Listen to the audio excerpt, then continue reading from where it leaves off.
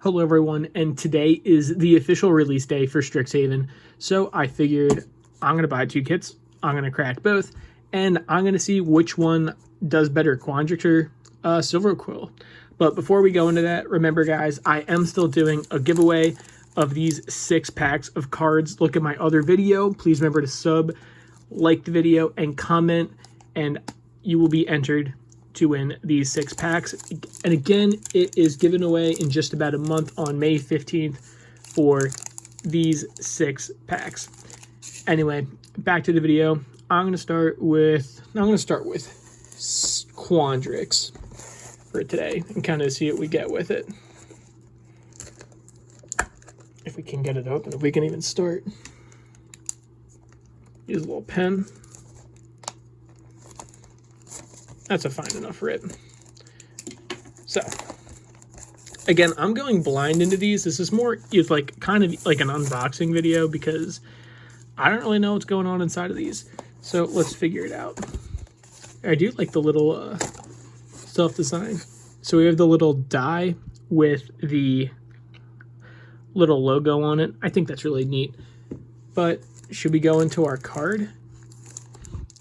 Well, it kind of doesn't make sense for getting a Boros land for the Simic deck, but looks like there's another card behind it. But if you guys notice, they started to do a little thing right there instead of the old pre-release one. But again, still pretty cool, you know, as a pre-release card. But we'll put it to the side. Oh, so that's how they're doing it. So I guess they're giving, an extra pack of Silverquill cards, not Silverquill, Quandrix cards to add to the mess. So let's see what we got. Is it just all commons or uncommons? Maybe we get a rare at the end. I guess we do, yeah. And some tokens. So one of our rares, Manifestation Stage. You know, it's pretty alright. 4 mana for a 2/2. When it enters the battlefield, create a 0/1 green fractal and then put X 1/1 counters on it where X is the number of cards in your hand. You know, it's okay. I mean, like, worst case scenario, it's a 4 mana 2/2, and you have no cards in your hand. Best case scenario, you can drop this early on and play a 2/2 for 4 mana and also get like a 4/4. That could be a pretty good rate. And I guess we don't get any of the, what's it called in here? Any of the not storybook cards, but I'm not going to go through the whole bulk of it. We have a little pamphlet. Oh, I guess it's just like a little flyer for Quandrix. That's pretty neat. And then just how to play Magic. We don't really need one of those.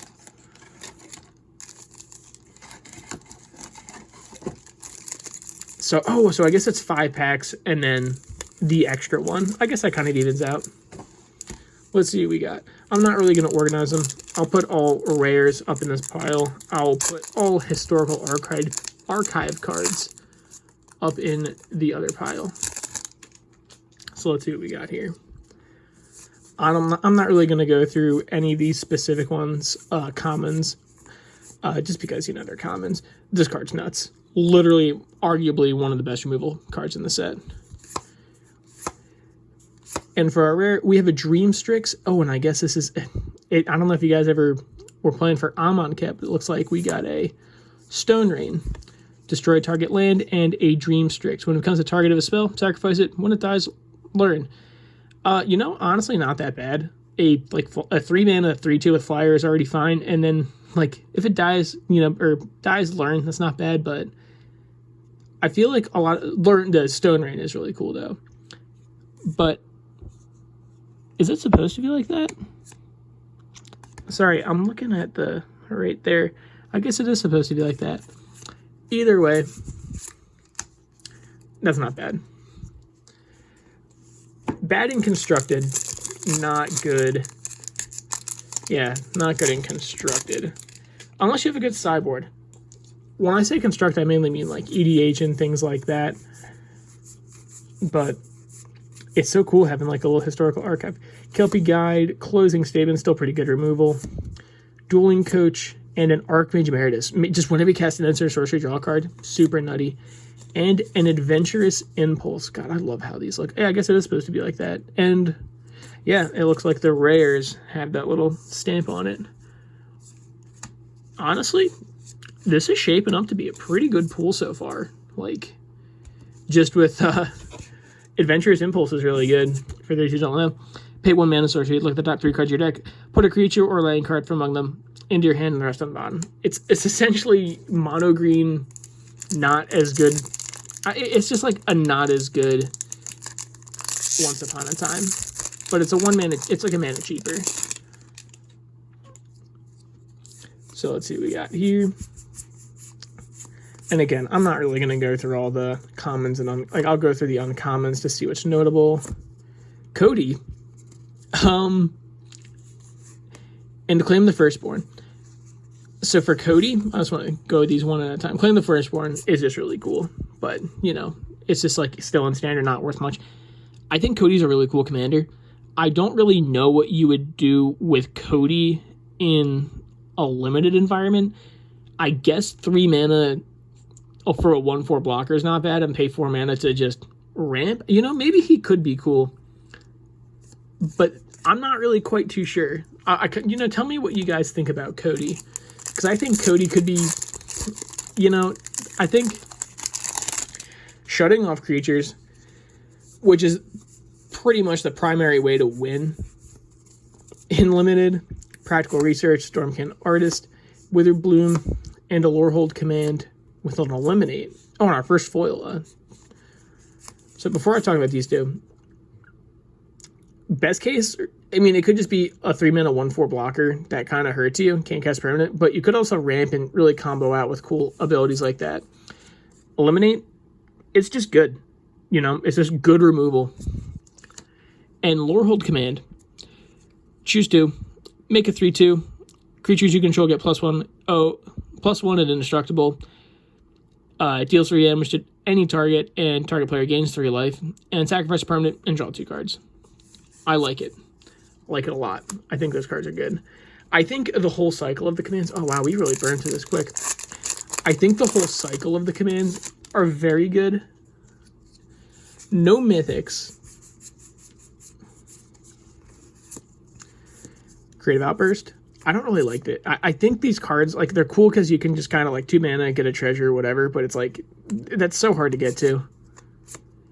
And a Kian, Dean of Substance. Our Simic pool, I mean, we're playing the Simic deck, and we also have a Time Warp. That's looking quite right. Time Warp is... Our pool is looking quite right. So put these to the side, right? Dean of Substance is also just the flip. Dean, tapper. Exile the top card of your library. If it's a land, put it in your hand. Otherwise, put a study counter on it. Pay 5 mana. Basically make a 0/0 and put a 1/1 counter on it. For each different mana value, you know, you have, or mana cost, CMC, with a study counter on it. And then we also have Imbraham, the Dean of Theory. Flying 3/3 for 4. Good rate. Pay blue X, tap, exile the top X cards of your library and put a study counter on each of them. Then you may put a card you own in exile with a study counter on it into your hand. It's actually kind of cool because you could just like do like a big mana sink, and then like when you have cards in exile that you want, you can just be like, all right, I'll pay 2 mana and then X will be 0, and that's it. Our Simic pool is looking real good. And I know I didn't go through the commons and uncommons, and I know we are a Simic deck, but like, do you think that's intentional? I don't think it is, because like, why would we get a Boros Charm? That's looking pretty good, especially with like Time Warp. Oh, Time Warp must be so cool in limited format. All right, we'll move these off to the side. And there's nothing else in the box. It's still pretty neat though. Strixhaven Silver Quill. I don't really care about the boxes. I don't really think anyone keeps these. Collectors aren't really looking for opened up pre-release kits or anything like that. At least I don't think they are. I don't really know why they would be, because they come kind of a dime a dozen. Is that kind of the same pattern? Yeah, kind of, just different colors. All right, and again, white and black with the little Silver Quill mark. Put that to the side.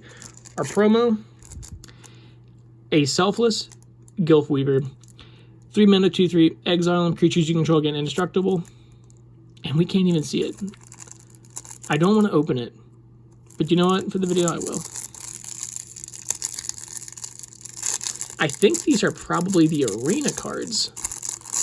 Sorry, guys, but the arena card is mine.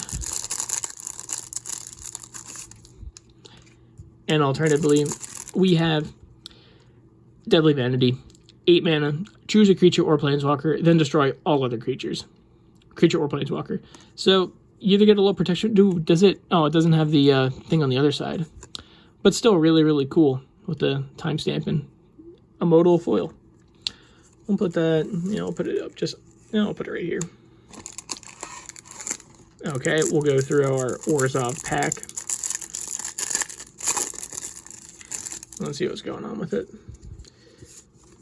I guess I always just come with like one of these lands smacked into it. Malice, Umbral Juke, Shadowlance Wing, Professor of Symbology, and a Dramatic Finale.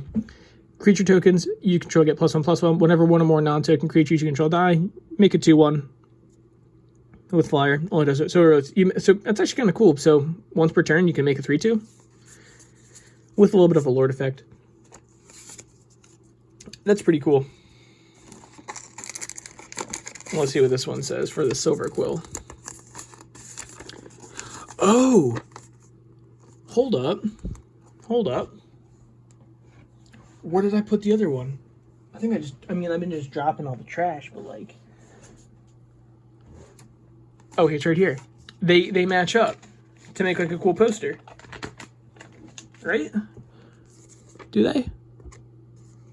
They do. Oh, I'm a genius. So that's pretty cool. So I guess you get all 5 of them or so. And that's it. And they make a cool poster. There's nothing on the back of them, but I guess you can just kind of get a cool poster. Either way, I think that's pretty cool. 5 packs. Let's see what's in it. I feel like I'm more interested in the Mystical Archive cards than I am the actual set. Or we're no mythics in, aside from no standard mythics in, rather, aside from Time Warp. But again, Time Warp is a hot card to have. And I wonder if... Oh, this card, highly, highly playable. 5 mana, exile target non-land. Like, who cares if they draw a card? You just get rid of whatever you don't like. Again, I don't really care for that card. Snow Day is cool. Secret Rendezvous. And Oldiva the Dean with a shock. Shock's just shock. Nothing too grand about it. But Dean of Perfection, tap it, exile, and insert a sorcery card from your hand, and it gains 3 encounters. It's basically just suspend with extra steps. Like, it doesn't let it be free, but it lets it cost 4 less. And then the flip is, at the beginning of your upkeep, exile the top card of your library. Sorry, each opponent's library. Exile until the end of your turn, you can cast those among exiled cards, and you can spend any mana. And then whenever you cast a spell from exile, put a 1/1 counter on them. So you're kind of picked like, hey, do you want pseudo suspend, or do you want a big boy that you can play other things? I would say a big boy, because I feel like that's stronger than suspend. Unless you're in a big mana deck, but like, realistically, we're not really doing that.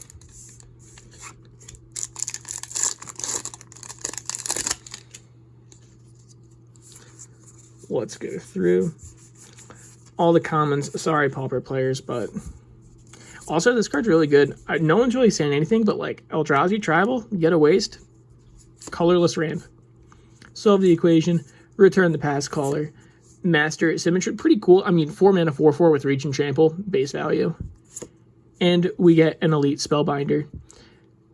3 mana, 3/1, flying. When he enters battlefield, look at target opponent's hand. You may exile a non-land card for as long as that card remains exiled. Its owner may cast it, but they have to pay 2 more. It's really not great. I mean, but it is what it is. And strategic with a foil essence. We've only gotten 1 foil the last pack, excluding the promo, excluding the Snarl. So this guy's okay. Strategic planning, that's pretty cool. But I feel like we're getting more off-color cards than we were last time, because we got like black, white, I mean, I guess that's white, but I mean, that's really not the kind of card you want. Still no mythics. No mythics. And I'm not going to count time white. Card's good. I guess, you know, maybe it's just this pack, but maybe there are more. Hall Monitor, Quandrix Cultivator, Wormhole Serpent, and a Strixhaven Stadium with an Electrolyze. Again, we're getting a lot of, like, Izzet cards. Electrolyze, counter target spell. Or no, I'm wrong. Sorry. I was thinking of a different card. Electrolyze. Deal 2 damage, divided among 1 or 2 targets, and then you draw a card. Super, super good cantrip. And then also Strixhaven Stadium. This card in Vorinclex, super good. I'm pretty sure this is one of the bigger hits of the set, just because a lot of decks in EDH want it, and people want to do silly Proliferate shenanigans, silly Vorinclex shenanigans. Limited, it's just okay. You know, it's just like a rock you don't really want. Still no mythics. Still no mythics. Clever Lumineer, Practical Research, Kelpie Guide, and a Snarl. I really don't care for the Snarls, to be honest. If they weren't good in OG Innistrad, they just weren't. No one really, I mean, people played them because they were like the rare land cycle. Real quick, Divine Gambit, never play a Divine Gambit. Like, it's just, you say, hey, yeah, I'll get rid of something you like, but have a show and tell. Don't play Divine Gambit. This pre-release kit's kind of weak with our final pack. But, oh, that scared me. I thought I ripped that. I thought I did that. That must be new. But Divine Gambit sucks. The Snarl, like, people are going to play him. Good removal. People are going to play him, but for the most part, like, they're not going to hold value. They're not good in, like, they're not really good in Commander or anything like that. Final rare. Our first mythic. Our first and final mythic. Flex, Vexing Pet. And before we go to a slip. Oh! It was holding out. Oh, it was holding out on us. It's a foil mythic. Okay. All right. First, Whirlwind Denial. I mean, it's okay. It's just not as good Flusterstorm. So we'll just put that to the side. That's a spicy pack. So, wow. Last pack. A mythic and a foil mythic. Crackle with Power. As the very worst. 5 mana. Sorcery speed. Just deal 5 damage to something. It could be 8 mana to deal 10 damage to one thing or 5 damage to 2. It's just weird removal. I think if you can get a ton of mana, it's super, super cool. But a foil mythic final pack, that's pretty hype. Black's pretty cool. 3 mana, 3/2. Other pests, bats, insects, snakes, and spiders you control get +1/+1. Whenever he dies, you gain 4 life. Pretty good. At the very worst, he's just like a lord. Search for Blacks. Now we're just looking for him. 4 mana, look at the top 5 cards of your library. You may put any number of them into your hand and the rest into your graveyard, and you lose 3 life for each card you put in your hand this way. I see people wanting to run him as a commander just to use the sorcery, because like looking at the top 5 cards and just losing 3 life, that's really not that big of a deal, because let's look at the top 5 cards. You may put any number of them in your hand and the rest into your graveyard. I mean, you could just bin and like take 15, I guess, but again, that's really not that big of a deal, especially like the whole new Golgari deck is about gaining life. But I mean, either way, that's the video. Thank you guys for watching. Please remember to like, comment, and subscribe, and really check out my other video so I can give these packs away to one of you guys. If you enter, you can enter my Instagram. You can enter on here. YouTube gets the most entries, so I would recommend doing that just by subbing to my channel, liking the video where I posted this, and just subscribing. It's really not that tough to get in, and get a pretty cool reward if you do. Anyways, thank you guys for watching. I like making the video, and I'll see you guys next time.